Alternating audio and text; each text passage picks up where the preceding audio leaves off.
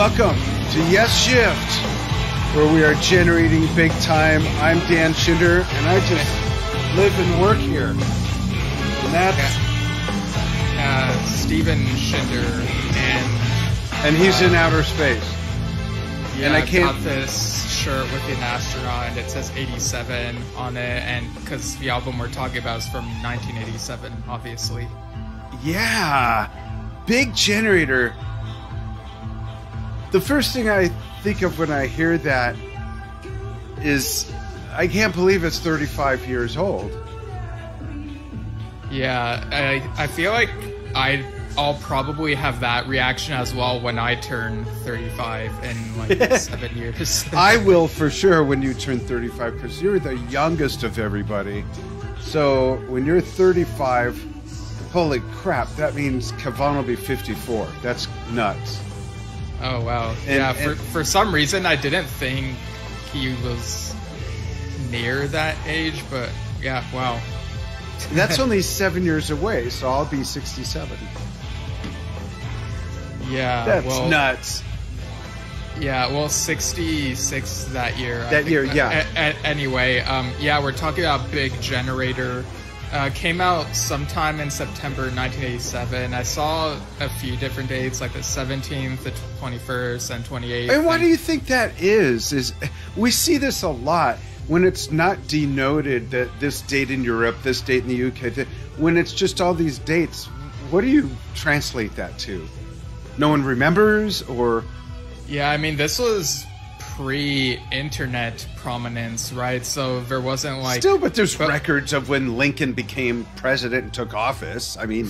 Well, yeah, I'm just saying that, like, for example, for Close to the Edge, we knew for sure what the date for that was, but for some reason, albums like Big Generator and Tormato, like, there are like a couple of different ones listed in multiple places, which is weird, but... Yeah, hey folks, tell us where you're watching from, by the way, and please chime in with the conversation, the questions that Steve and I ask each other. We don't, if you watch the show, you've heard us say this, and you could probably tell, we don't discuss this stuff much at all. We just agree on, okay, what are we doing the show? Okay, I agree to what Steve says we're doing the show on, and we save the conversation for the show. We want you to give your takes fresh and organically the same way that we will be. Yeah, definitely. But are your takes organic, Steve, or are there some chemicals involved? Wait, what? Oh, I have the wrong syntax of organic. Okay. Okay, yeah, you're like throwing me off with like all these... All right, sorry, I'm just a little punch drunk, being up since 2 with the dogs and the cat. And all right. Right, so I guess we'll begin with the context of this album. So... Of course, Yes did 90125, came out 83, and they had their world tour. Recording for this follow-up album took place 1985 to 1987. And during that time, John Anderson put out 3 ships in like late 85. I have that on vinyl. Yeah, we talked about that album last year, of course, so people can check that out. Trevor Horn was attached to Big Generator for a time, but ended up leaving. We'll get into that a little bit. But he also produced 1986's Liverpool, an album by Frankie Goes Hollywood during this period. And let me just like read out the various studios that are listed for where this album was recorded, Big Generator. So Lark Recording Studios in Caramite, Italy, which from what I've heard is basically a castle. Sarm East, Sarm West, Air Studios in London, England. Southcombe Studios, Westwick Studios, and Sunset Sound Studios in LA. So yeah, very much all over the map, this album, it seems. But so in 1987, we also got... from Yes alumni, we saw releases like Bill Bruford's Earthworks, Jeff Downs' The Light Program. We talked about that album not too long ago. Yeah, Patrick Moraz's Human Interface, and Rick Wakeman albums, The Family Album and The Gospels. And just in general, like in the rock world, we got Whitesnake's 1987 and U2's The Joshua Tree, That March. huge albums released this year. Go through the rest of them. This was a huge year for pop music, if you will, in the rock world. Yeah, and just in prog rock, there's Beryllian's Clutching at Straws, released in June. I thought that might be interesting to include in this. Absolutely. But also, back to more general stuff, Def Leppard's Hysteria came out in August. Also huge. Mega.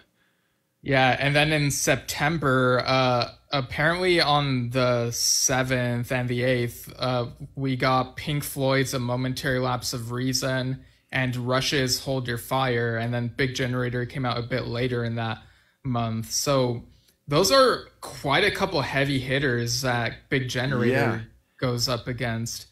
And of course, later after Big Generator's release, John Anderson would guest on Toto's Seventh One, which would come out February 1988, and followed by his own solo album In the City of Angels in May. So I kind of want to focus a little bit for a moment on those September releases, like A Momentary Lapse of Reason and Hold Your Fire.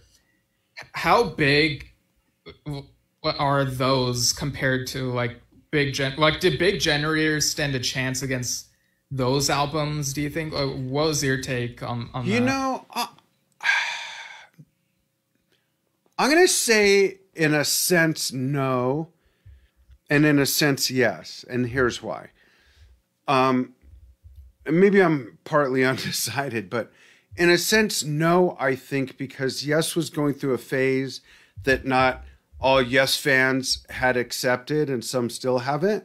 But at the same time, the Trevor years brought in a whole new fan base as well. With Pink Floyd, you had a legendary band that didn't go through lineup changes every 2 albums. Though with Momentary, you did have sans Roger Waters, there was that. Yeah. But the album was still great, and it did very well. And with Rush, I mean, Rush was just, as a Rush fan myself, like you couldn't wait for as soon as you heard a Rush album, you couldn't wait for the next one. And especially like after you saw the show, the tour, it's like, okay, now what? You know, so, you know, that's how it was. And with Yes, I think they might have still been, to use a Rush title, finding their way a little bit, although 90125 was immense. And that had to put them in a very tough spot to follow up to. You know, I'm sure there were expectations by the record companies. I don't know about themselves as artists, whether or not that mattered. But, you know, those 2 albums were huge. And I don't know, do you have the charting for Big Generator and how it ranked with some of these other ones? Do you have that? Well, I don't have what the other ones charted as, but from what I'm looking at, it seems like Big Generator peaked at number 15 on the Billboard 200 during its 30 weeks on the chart, and number 17 on the UK albums chart. And of course, on December 8th, it was certified gold by the RIAA for selling 500,000 copies in the US. And in April of the next year, it was certified platinum for selling 1 million. Only albums. 4 months later. Right. And, it also earned... Oh, by the way, that says that it did pretty well. Yeah, and it also earned a Grammy Award nomination for Best Rock Performance by a Duo or Group with Vocal. But, of course, I'm pretty sure Cinema is the only... or maybe Masquerade as well from Union might have gotten a Grammy. But, yeah, I think from my perspective, just comparing those 3 albums from that month, I do think, like, I've listened to Big Generator more than these other albums, which is why I feel like I'm comfortable / qualified enough to say I do think Hold Your Fire and A Momentary Lapse of Reason I would rate higher than Big Generator. You know, Hold Your Fire has like such a dear place in my heart. And oh, really? I didn't know that. Yeah, it's probably one of my favorites, favorite Rush albums. So really? It's just really strong throughout. It has Enja's second favorite Rush song, which is The Mission. Yeah, Mission is great. And with Pink Floyd, there's kind of a parallel in terms of release times. You know, the final cut came out in 83 and 90125 came out a few months after that. And then both the follow-ups, the 87 follow-ups, you know, they came out around this time. And I do think it's universally agreed that A Momentary Lapse of Reason is definitely a step up from the final cut. You know, final cut wasn't that well received when it came out. You know what? I don't know if I ever told you this, but so do you remember back about 2 or 3 years ago when my brain was just stuck on, normally I have a laptop here, folks, and when I'm working and don't need my brain that much or my ears, I put music on.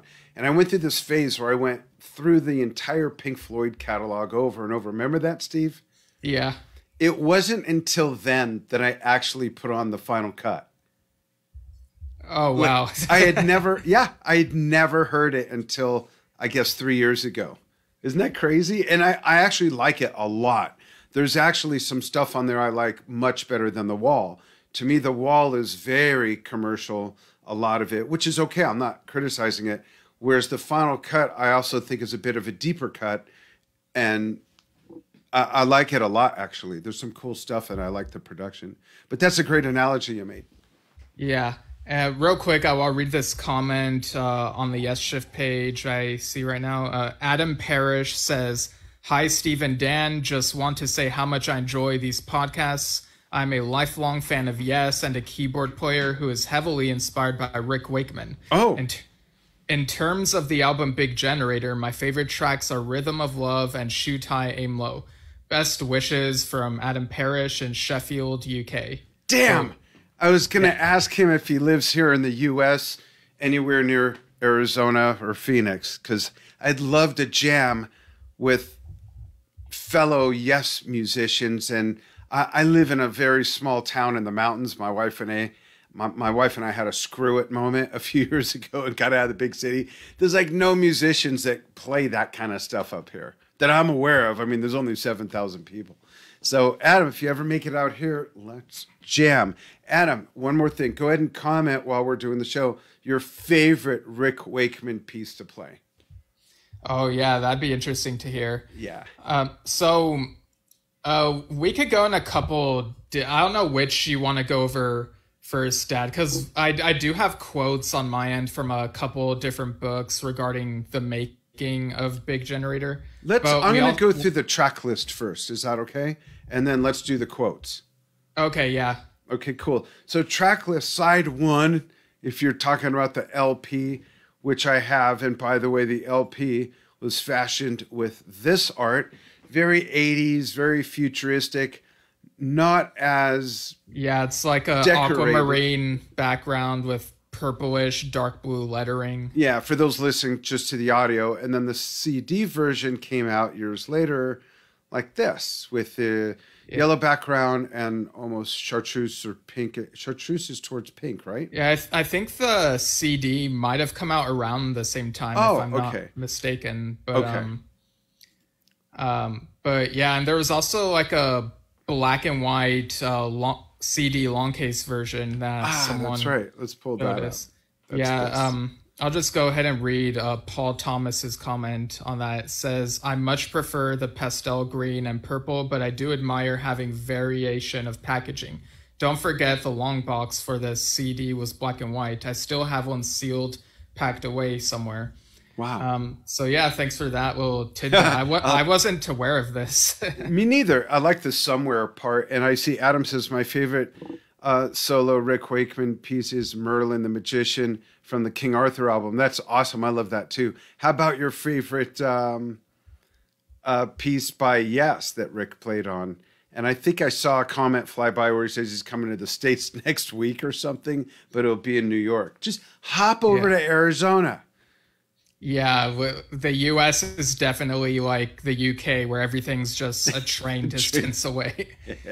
Yeah, no, that's not true. Not at all. So I'll go through the tracks, okay? Okay. Side 1, Rhythm of Love. Big Generator followed that. Shoot High, Aim Low. Almost Like Love with horns.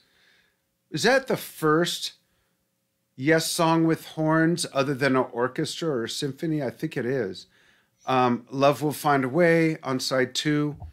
Final Eyes, I'm Running, and one of your very favorite Yes songs, Holy Lamb. Yeah, and regarding orchestration, like Onward did come to mind, but I don't know like all the instruments. But this is more like brass. This is a brass section. It's not orchestration or, it's a brass section playing, and it fits, but it sort of disconnects that song from everything else, but I guess that was the idea. If so, it worked brilliantly. Yeah. I like that song. Yeah, you definitely have that on Almost Like Love, and you have Love Will Find a Way beginning with like violins and stuff before like getting into like the more pop rock part of it. But yeah, I have excerpts from a couple different books opened up. So one of them is Yes Stories, Yes in Their Own Words. I believe this is by Tim Morse. Trevor Rabin mentions that Chris and John were kind of at odds at the time. So for him, he says, it created a great vacuum for me to work in because there was all this friction going on, end quote. And Close to the Edge, the story of Yes goes into some of this a little bit more. You got another Trevor quote, Trevor Rabin, of course, who says, so Trevor Rabin said, when we did Big Generator, the stuff just didn't sound as good live. I was quite happy with some of the album. It was a weird kind of stage for the band. We just had this huge album, 90125, the biggest Yes ever had, and no one had ever experienced the kind of success we were enjoying. And so it was, okay, we'll do the next album. Halfway through it, the record company was saying to the world, this is going to be the next Dark Side of the Moon. And there's a lot of pressure, and it obviously wasn't the next Dark Side of the Moon. There were just 2 or 3 good moments. It's quite funny. Billy Sherwood has told me since that it is one of his favorite albums of all time. So some people liked it, and it sold pretty well. And he says it's platinum all over the place, although that's not the criteria of whether it's good or not. Trevor Horn started out producing it, and although he and I have always got on really well in the studio, there were often heated arguments, but it was always for the right reasons. To our credit, we're still close friends. I went to London a couple years ago to be a session player on a Tina Turner album he was producing. So we've had our fun. I think he's one of the finest producers around, but on Big Generator, he wasn't too happy with working with John. That's my perception of why he stepped aside. It was a pity because he had a lot of valuable input. Tony Kaye also didn't respond to him creatively either, and that led to a personal problem. So yeah, and this quote is from, I think, the late 90s, maybe early 2000s, but... Here's something for you and everybody. First of all, I would love to know, Heart of the Sunrise is Adam Parrish's favorite Yes piece. Thanks, Adam. I would love to play that with you. I'd love to know what was the friction or the dissatisfaction working with John, with Trevor Horn. I'd like was he not doing vocally? Was it a lyric issue? I'd love to know that. Something I just realized. I have a friend who was close to Alex Scott, which was their manager at the time. And Alex Scott told my friend during those sessions that John and Trevor, there were times where they were literally screaming at each other. I'm realizing right now, I think he meant Trevor Horn, not necessarily Trevor Rabin, or it could have been. Yeah, I mean, it could have been maybe either one, because I do remember finding a radio interview from the Union period where Trevor Rabin said he and John hadn't worked together really before Big Generator, because on 90125, John came in like at the very end. Right. And so he said he and I hadn't really worked together, and it was really hard to pin him down. I remember that. During the Big Generator stuff. So, and Tony Kaye, I remember he did an interview, maybe it was like a year ago, where he said, he acknowledged that he and Trevor Horn had some differences, and I don't remember if he said this in reference to 90125 or Big Generator, but Tony had the vibe that maybe Trevor Horn wanted Jeff Downes in the picture as a keyboardist instead of him. Really? Yeah, but I think Tony Kaye also said in that interview that he quite enjoyed Big Generator, which, I mean, from his perspective, I think is understandable because I feel like he had more to do on this album than on the other Yes West albums. Absolutely. Eddie Jobson played most of 90125. Wait, what? No, it was Trevor Rabin who played most of. Yeah, I'm kidding. You want to go? Let's go through the tracks real quick and just kind of give our take on them, like kind of rapid fire. Right. Well, before we do you want to go into our initial discoveries of the album? Like, sure. So, from your perspective, it's 1987. I was already alive.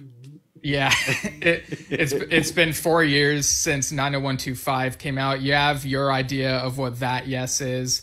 What was the wait for the next studio album like, and what was your reaction when you finally got to hear Big Generator? It was highly anticipated because for me personally, most of the 80s music I was not into.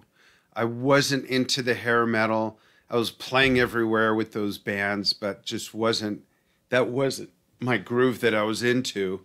And bands like Genesis were going through a shift in their music. New Wave was even more and more on the rise, which I just wasn't into. Now one of my favorite bands is Tears for Fears and the B-52s. It's interesting what time does. So having said that, I very, very much embraced 90125 and the change, and it was so futuristic. And now we're in the 80s after all. This is the future. And the album cover, we've talked about that album, everything about it. So that was a long wait for the next album, and it was sort of like you almost expect it to be the next step from what was before. That's the problem with a Dark Side of the Moon or a Led Zeppelin one, or every landmark album that every band has. There's an unfair expectation, whether it's the public, whether it's the record company, whether it's the artists themselves, where there should be no expectation and nothing in particular to live up to, in my opinion. It's art, after all. It's freaking art. So when it finally came out, I was a little not sure about the album cover, to be honest with you. I'll bring it up again real quick. The LP, which I have it on vinyl. I thought like the font was neat, but I was like, this is it. And those are some of my favorite colors and everything, but it was kind of, the mix is kind of weird. At least I don't think I've ever heard it on CD unless you've played it for me a million times that I don't remember. Oh yeah, I have. Yeah. Okay. But the vinyl version compared to the fidelity of 90125, there's clearly a difference, and it doesn't suck. It's just different. It doesn't sound like the next album. Does that make sense when it comes to the mix sonically? Yeah, I do think 90125, I do think has better sounding production, even if the material, like people might have different opinions on the material itself and the songwriting. Same with Talk. So you've got this sandwich of two great mixes and this sort of like, what's this spoiled stuff in between in the sandwich? Not that it's spoiled. It doesn't suck. But there's clearly a difference. You got fidelity of 90125, then Big Generator. And then you got Talk. It's like, wait, what a minute. And of course, Union. But I was very excited for it because after all, it was another Yes album. And it was the next first album of this new iteration, this new thing. And I did like the album. I do still like the album a lot. I honestly haven't heard it in quite a while. So even just reading through the songs, I'm like, there's not a song on here. Excuse me. There's not a song on here that I would skip over or that I'm just like, eh. And I know other people may feel otherwise, and that's totally fine. There is no bad or it sucks. It's what you like or what you don't like. I happen to like all of it, and some of it I think is genius. How about you? It came out quite a while before you were born, So where in your journey in Yes, how old were you? What had you already gotten familiar with? You know, where was it for you? Because unlike me, I listened to everything as it came out, whereas you entered the party fashionably late. Yeah. So before I get into that, I'm just for anyone like watching the video and see me flip through things. I found a couple quotes in the Yes in the 1980s. Oh, I have that right here. How funny. Yeah, by Stephen Lamb and David Watkinson, whom we had on the show a few months ago. Right there. How weird. Yeah. So I'll get back to these quotes, but going into my journey with this album, so Big Generator. You know, I've told this story before, how 2003, 2004, Rhino was releasing the remastered, expanded versions of the Atlantic Yes studio albums, except for Big Generator. It was kind of weird. Like, they did like batches of 4 at a time. So like in 2003, they did the first 4 Yes albums up to Fragile. And then a few months later, they put out Close to the Edge through Going for the One. And then in 2004, they put out Tornado Drama 90125. And it always seemed weird to me looking at the like little ad, if that came inside of the CD that showed the releases that were coming. It's like, yeah, 4, and then 3. And it doesn't look aesthetically pleasing. It looks uneven. And it's like, why isn't Big Generator part of this? Why isn't it getting re-released, remastered? Because there are some things you could make bonus tracks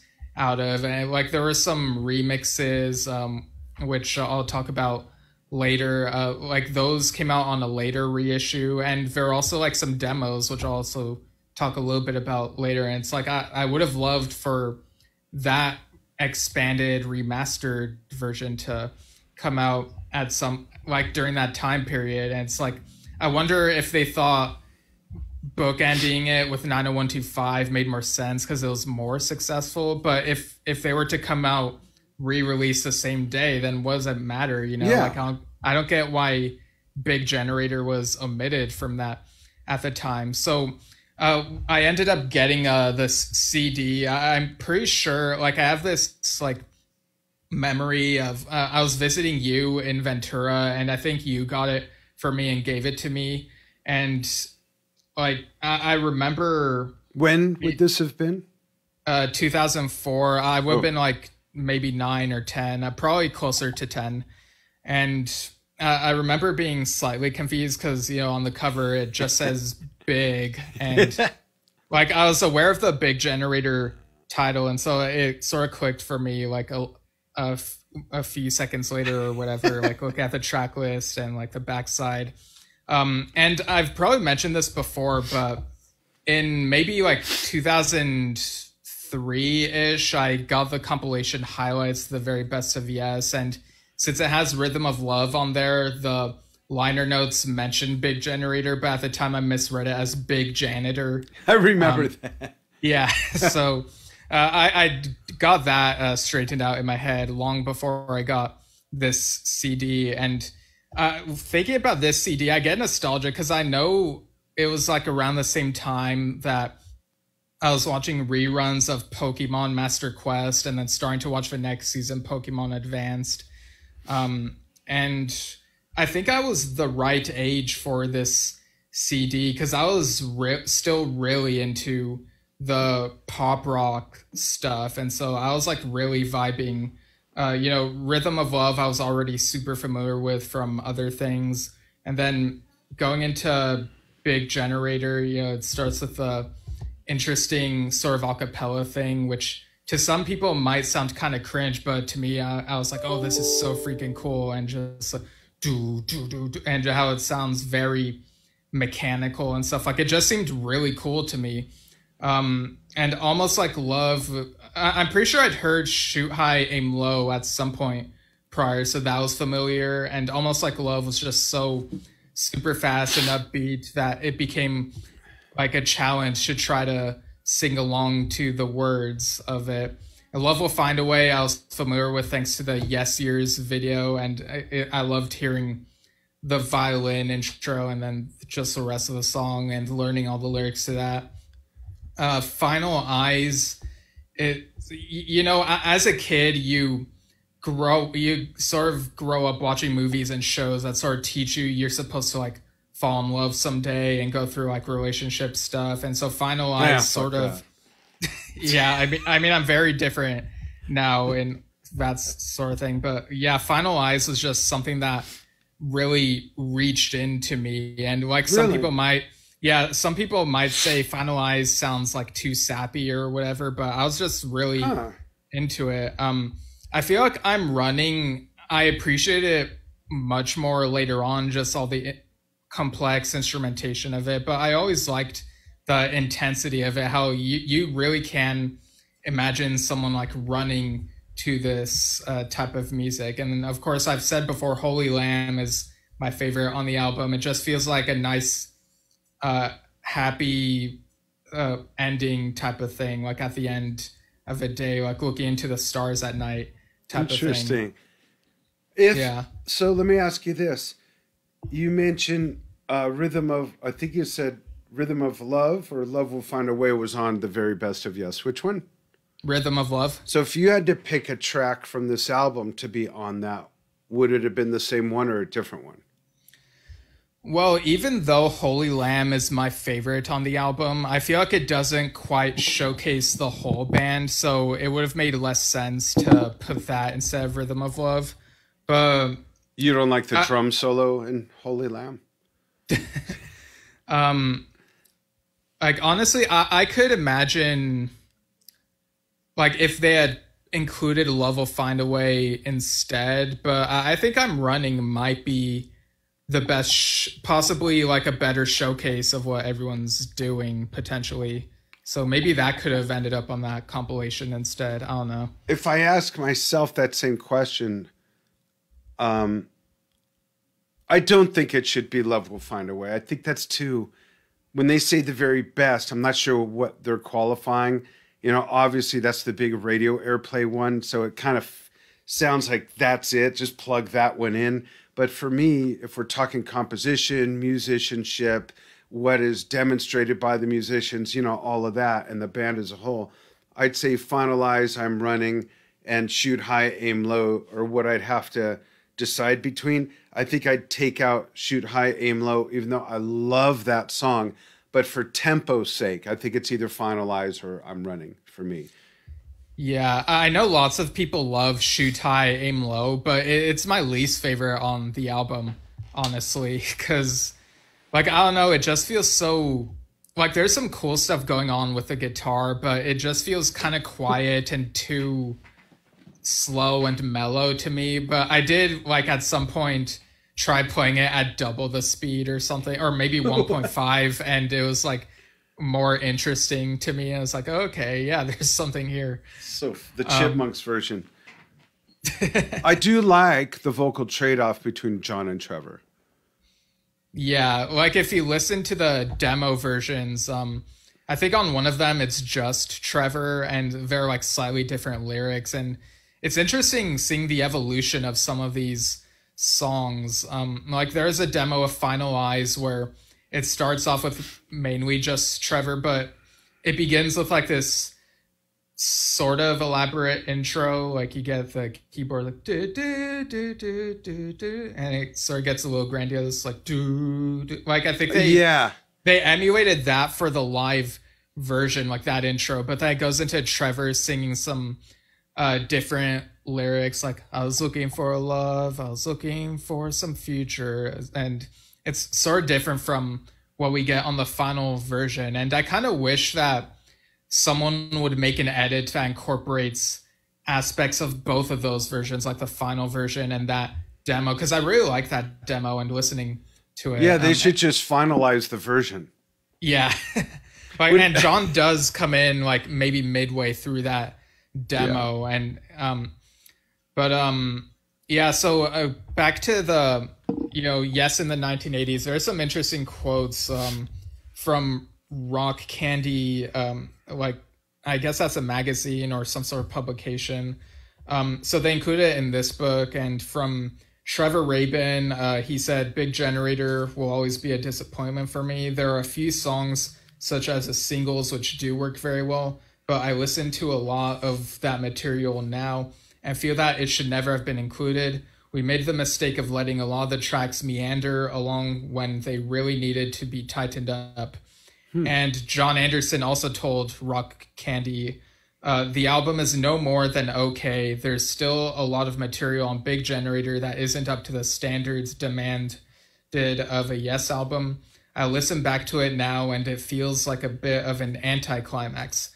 After what we'd done with 90125, Big Generator feels like coming back down to earth with a bump. And that's kind of interesting how certain albums might not be as well received by the artists themselves who worked on it, but some listeners can still really enjoy it. And I mean, we've seen all across the board lots of different opinions on Big Generator, you know? And it being Billy's favorite. So what does he know, though? You know. Well, one of his favorites. Yeah.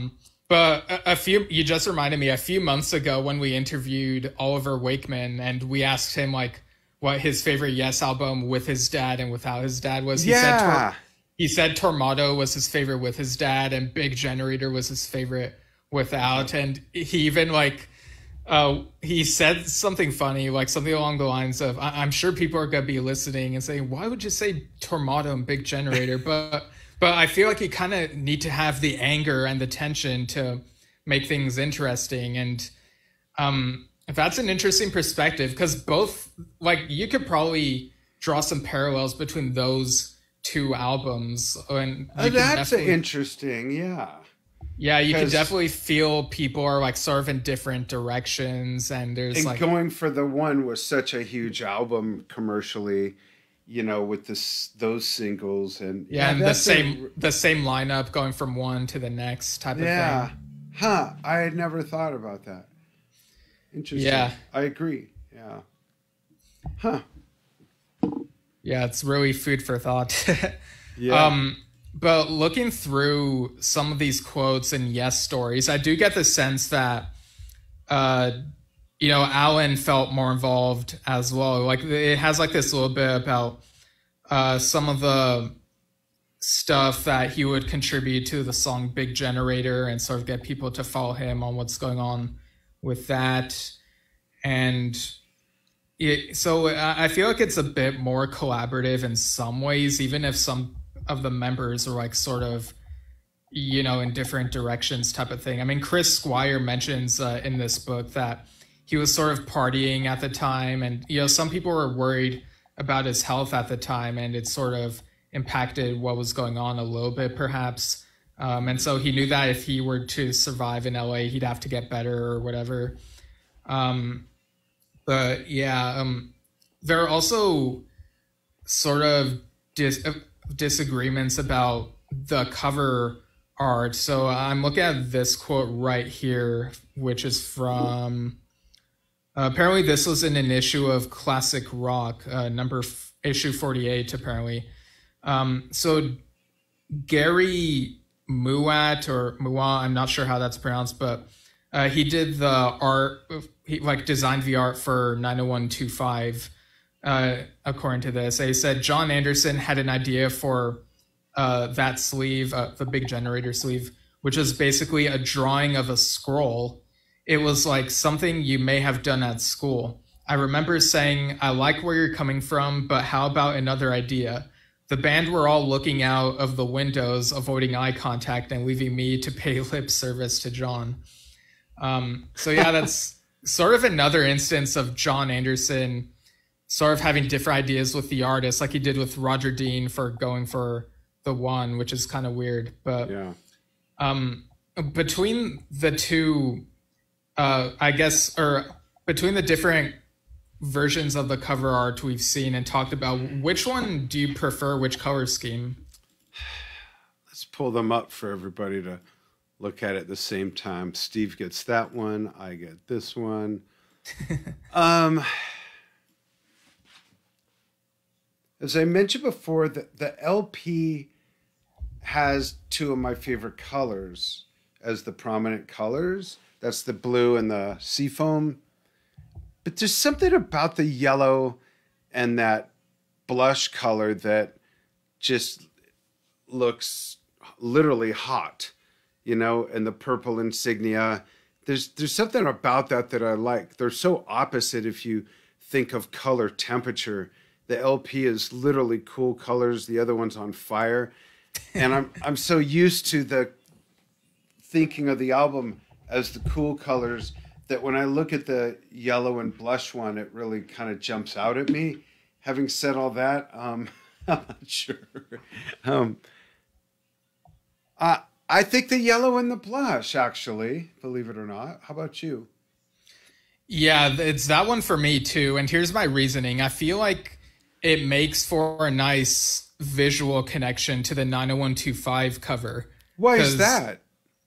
Well, that 90125 has the yellow and pink within the symbol. And these gotcha. colors are on that version of the Big Generator cover. So that's why. And looking at the version with the cooler colors, like to me, it just seemed kind of dour, like kind of not as exciting, muted, and poppy to me. Yeah, you know? I think that's why. Yeah. Cool. Yeah. We're on the same page. Go figure. Yeah, and like from what I saw, like I included this in the prompt when I asked people, what do you think of the album? I also asked, which cover do you prefer? I saw that from the responses, 6 people said they prefer the cooler colored one, but 11 people said they prefer the yellow and pink one. So that won by a little bit, yeah. So what do you think of this? Would you agree, if you look at your monitor, would you agree that there's a real missed opportunity here with the packaging of that? I mean, Generator's hard to read. It lacks pop. It lacks color. Here's this newly fashioned shape. We're talking about that long box, folks that are listening to audio only. I think this was a missed opportunity. They could have really made this vibrant and pop. Yeah, I get what you mean. Like instead of just doing black and white, they could have gone with more colorful with the long box. Yeah, because those color dots look like what you see on any boxed packaging of food, where there's the thing that shows every swatch color of what was used to create the images. It just, like, what? I just think this could have been beautiful and really and stand out on the rack at this freaking store, you know? Yeah, and just getting to the cover of the normal releases in general, it is an odd choice to just have the word big on the front and Generator on the back. Well, it's because it's a big word and they wanted it to take up a big space. Yeah, I guess it's fortunate that they didn't delay it to 1988, around the time the movie Big came out. Like that would have been more confusing. But interestingly, this came out around this, like within the same month that Star Trek: The Next Generation came out. So you got like really? Wow. Generation and Generator. Yeah, I remember that coming out, and I didn't even put the two together that was in that.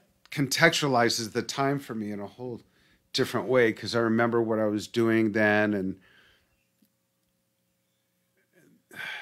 the age of your sister, and the other sister was on her way probably in some way already. Right. Wait, what month did it come out? September. Today is actually like the actual anniversary for Star Trek: The Next Generation. Funny enough. Well, do you know what today is also the anniversary of? It's not music related. What is it? It's the 13th anniversary of me proposing to Enja on the Bondi Beach in Australia. That was 13 years ago today. Oh, right. Yeah. Yeah. Huh. Yeah. Interesting. Yeah. Yeah. I guess in the late 80s, they were obsessed with some interesting words like that. Although I guess the Big Generator title could have potentially come from the stock footage they used on 9012 Live, where it ends with the girl saying, "My favorite record," and the dad being like, "The turning of big generators," or whatever the hell he says. Yeah. Yeah, maybe in some weird way they tried to create some sort of link back to that, being that the album and that film had so much success. But interesting. So have you ever seen any live footage, like real live footage?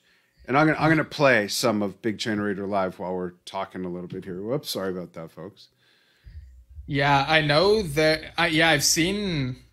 I don't remember if it's audience shot or if it was like broadcast on TV or something. But there's this Philly show from that tour, so I've seen that, and I've seen footage of at least a couple of the songs, and I've definitely heard at least bits of the live versions of each of the songs. So let's hear a little bit of the title track, Turned Up.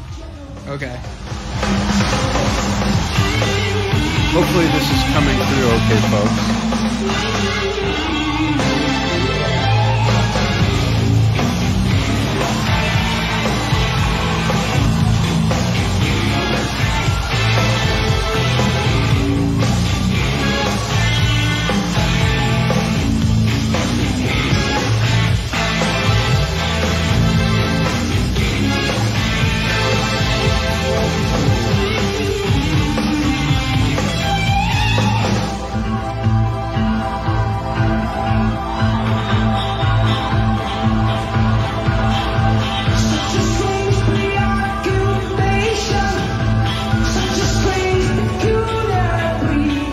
His voice was sounding great back then at that time, too. I put up a picture of Chris just for some visual while the music was playing. We will get back to that picture, Mr. Greenwood, in just a moment. So I saw the tour, and the big surprise to me was there was this quietish moment where there was only John and Chris lit up on the stage, and they were out on this like finger that stuck out a bit from the main part of the stage, just the two of them. And Chris was playing bass, of course, and John was standing right next to him singing, and they were playing an excerpt of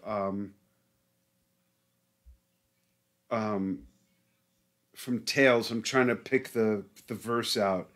From Tales from Topographic Oceans. It was it Leaves of Green? Yeah, or yeah. Some Du Soleil? Or? It was Leaves of Green, and it was like it was so out there for that to happen because of this tour was kind of so disconnected from anything like that era, you know, other than the obvious with I think maybe they played Heart of the Sunrise. Of course, they played Roundabout. Other than that, it was those Yours is No Disgrace, and yes. You and I. Yeah. Starship and then Trooper. that little thing, it was like, what? And that was cool. It was neat. I liked it. Like I just kept saying, oh, just can everyone else join in and break into the song and do it for real? You know, it was interesting sort of thing. Yeah, that's my take on it. The audio was great, too, when I saw them for that.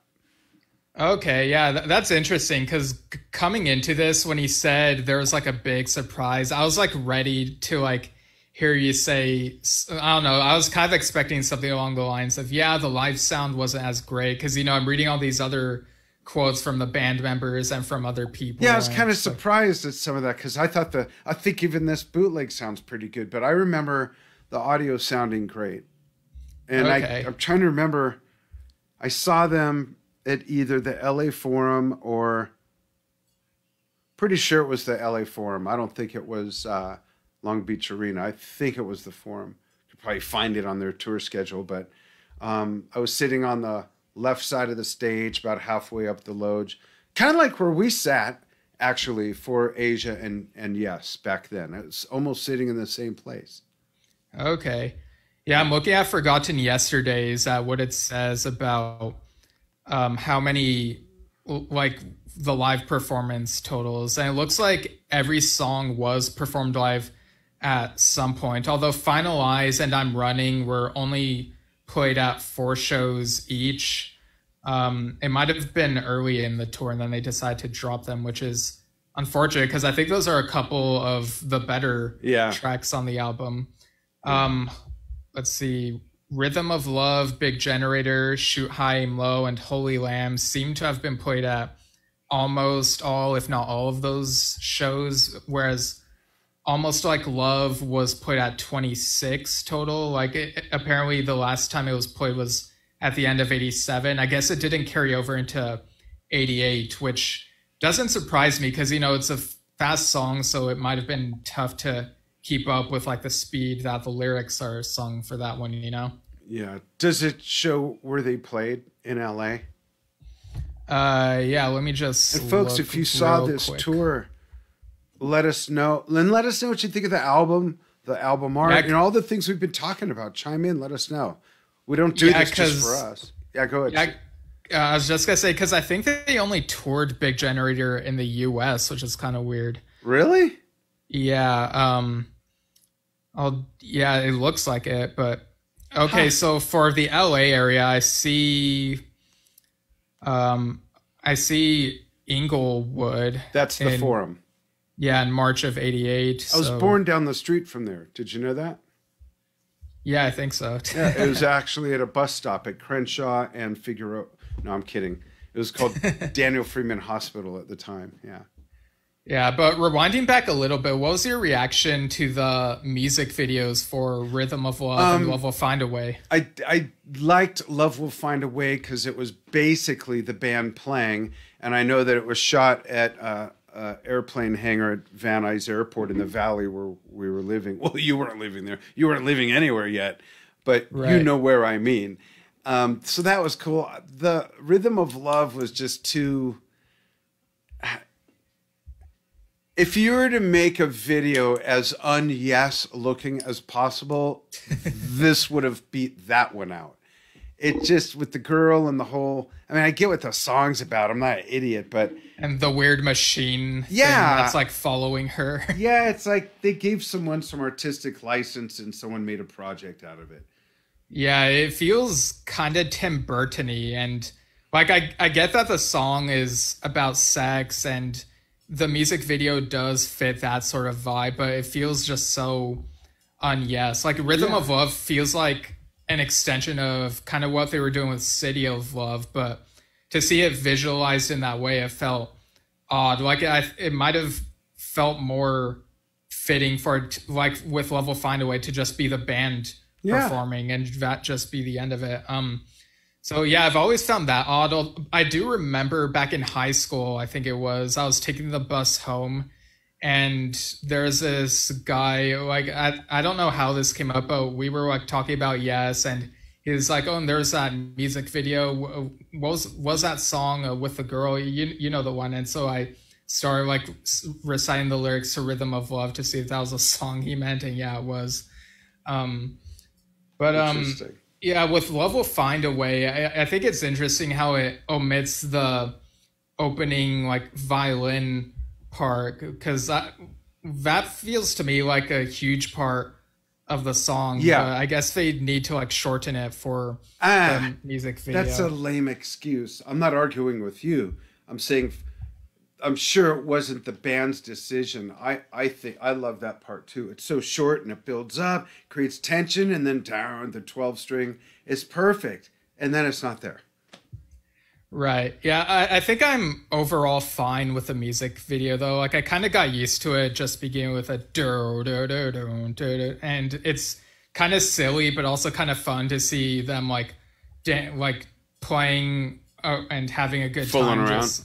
Yeah, like wearing these silly outfits. I think Tony has like, I feel like Tony might have had an accordion or something weird, or like he was, or maybe it was a keytar. I don't know. It's just like something weird. But there's also the nice bit where you see Chris with a harmonica and Trevor Rabin doing like the guitar thing. Yeah. And on that note, like there are also like some remixes around this time. There's an extended version of Love Will Find a Way where it would do the violin intro and then sort of fade out and then be like,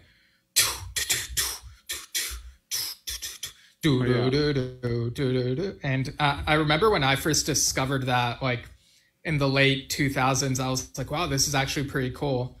And there was also another one called the Rise and Fall mix, which wasn't quite as good. And there were like a few different Rhythm of Love remixes. There was a nice salsa dance sounding one called the Dance to the Rhythm mix.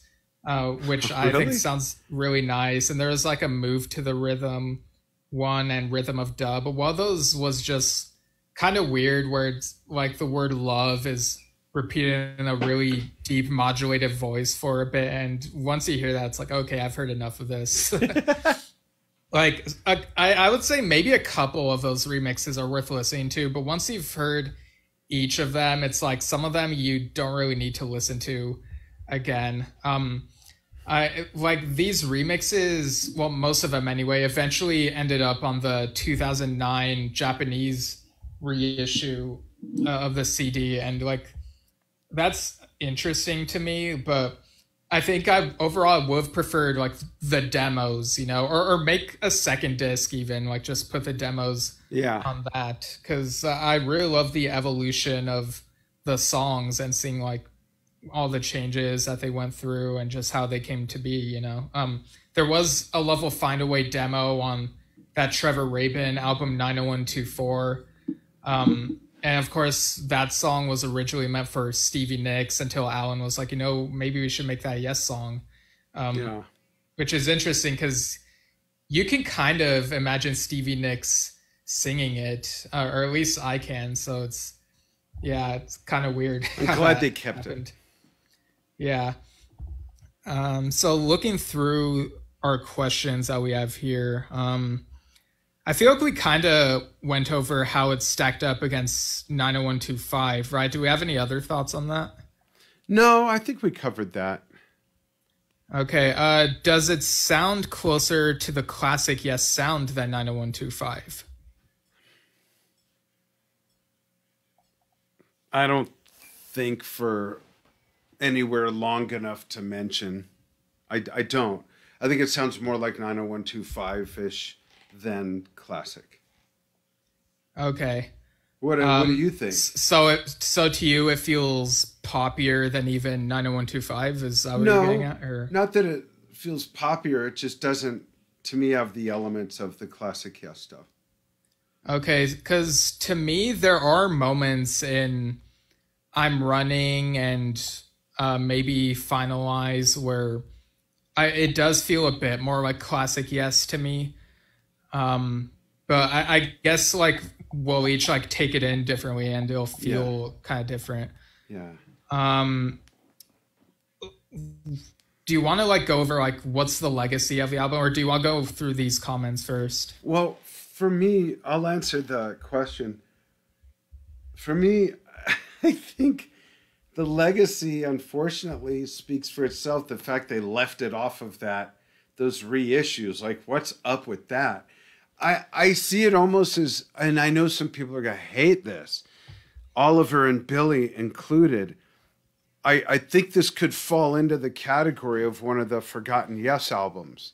Or what I mean is less mentioned, less promoted, less pointed to, and more of a bridge album, even though that wasn't the intent. And it doesn't mean that to me, but I think that's how a lot of people will perceive it. I could be wrong, but...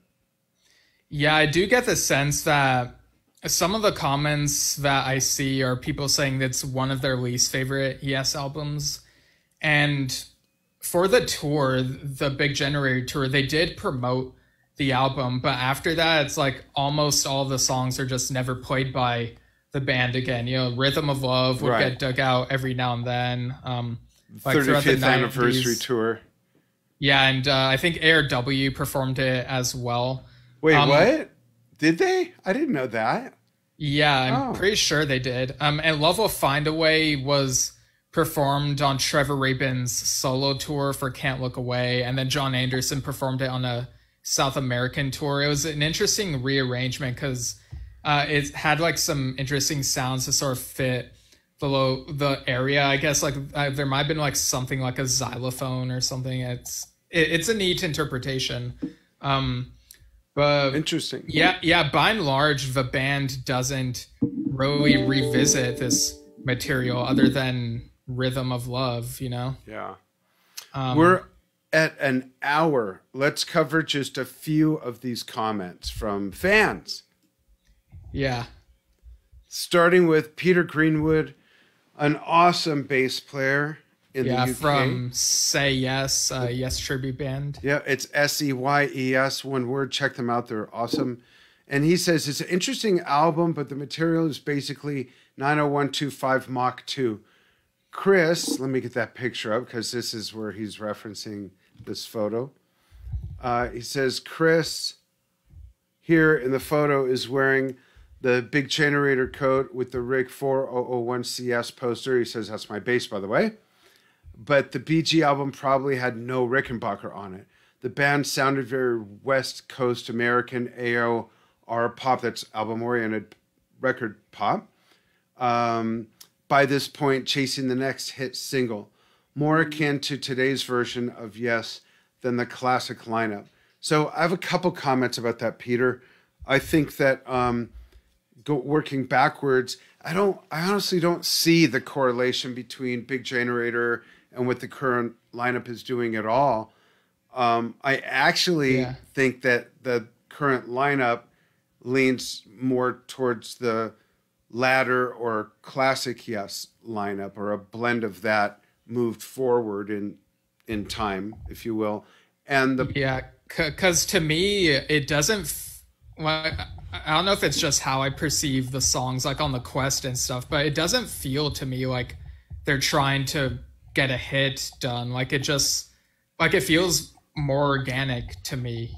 Yeah, and I think those are also two different things. But regarding the hit thing, my take on that, and I'm not arguing or saying you're wrong. This is just what I feel about it. I think, and I'm right. I think that, just kidding.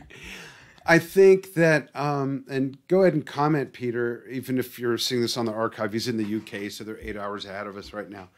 But regarding chasing the next hit, I just think that what they were doing was more in vogue of what music was going on in the second half of the 80s. Again, if you look at what Genesis was doing, things were kind of morphing a little bit. Did they want airplay? Did they want a hit? Of course. But I don't think I don't think it's contrived. I don't find it like a contrived album because of Holy Lamb, because of I'm Running, because of Brain Fart, and especially the dance mix version of Brain Fart. But because of the way the album strikes me, in the beginning I mentioned that whole sonic landscape is different. To me, it sounds farther from 90125 than closer to it, if that makes any sense. It's like they skipped over something in a way. I don't know. Yeah, interesting. But it's a great take, Peter. Thanks. Yeah. And it's interesting about the bass, but I'm sure that Chris still had the deal with them and he used it on the older material, of course, on the tour and everything. So, yeah, interesting stuff. You want to take the next one, Steve? Yeah, we also We might not go through all of them. We don't have time to go through all of them. Right. So Joel Simkis, the bassist for Total Mass Retain, says, I don't think Big Generator gets the love it deserves. Out of the three, but love will find a way. Out of the three Rabin lineup albums, the most yes-ish in terms of collaboration and arrangements. Both covers look great. I like them both for different reasons. Yeah, so again, people have different perceptions of whether it sounds more like classic Yes. And something I forgot to bring up earlier in the show is the beginning of I'm Running, where Chris is doing the do-do-do-do-do-do-do. Like that is something he came up with during the drama sessions. Oh, really? Yeah. Oh, wow. I didn't know that. John Bigley, who's a musician, says, I loved it. Bombastic and big. Preferred the yellow one. My only thought was, I'm Running. I never felt the high bass notes worked enough. I would have preferred a lower down bass line with more rhythm. Cool. Thanks for chiming in. Yeah, John Bigley is, he's done the cover versions of ARW's Fragile and John and Miguel's Horizon with Robin Shell, which we've talked about. So yeah, thanks for chiming in, John. Cool. Let's do two more. You pick one, I'll pick one. Okay. Yeah, I'm trying to figure out which ones. Yeah, because like the ones I picked out have like some interesting things to say, even when they are like a little bit negative. I'll read this one from Christopher Cornero, or Achornero. I'm not sure how it's pronounced, but I'll read it. It was my favorite Yes album and still might be. I'm not kidding. It was the first Yes studio album my dad played me when it was new and I was 5.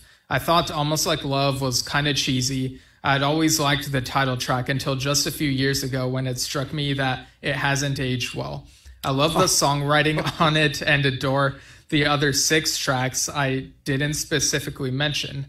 I love the sound on it and would love to have had Trevor Rabin and Paul de Villiers, or however that's pronounced, stay on even to produce Yes, even as How rejoined. The sound quality would have been epic. Yeah, that's an interesting take. And again, like any Yes album can be someone's entry point. So it's interesting that at age 5, Big Generator was that for Christopher. And it's interesting. The one that I chose to read also has antithesis of tracks that they like and don't like. This from Daniel Carter Gibson says, I enjoy 4 great tracks, and I'll correlate the numbers with the title. So he enjoys Rhythm of Love, Shoot High, Aim Low, Finalize, and I'm Running. He says the other 4 I can't even listen to at all. Go figure. The first 4 Yes tunes of that generic quality in their whole catalog, I should say 3. The title song isn't very generic, just not very tuneful. Interesting. You know what's interesting about that, and I think I've experienced this probably, where you get an album and you don't have to like or not like the whole thing. There's like, wow, these 3 or 4 are great, but these other 5 are just not resonating with me. I've had that happen. Yeah, and I know we can't like read every comment that came in. I mean, I even had to like omit a bunch and narrow them down to some of these, but basically the general idea I got was there's like a full gamut of opinions on this album. Like some people prefer half the album over the other. Like I prefer side 2 over side 1, even though I enjoy both sides personally. Some people just don't like the album, or some people enjoy the album but despise the artwork. Like and some people like really love the album. Like you get different people across the board. Like some don't like it, some really like it, and some are kind of like somewhere in between, which is interesting. Like this isn't close to the edge where it's like universally praised. It really is very mixed and all across the board, which is fascinating. And that's because the music is. It's not all one thing. Right. You know, I think that's a big part why.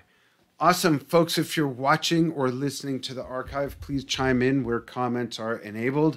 And we'd love to hear from you. You can give us suggestions or love mail, hate mail, whatever, at yesshiftpodcast@gmail.com.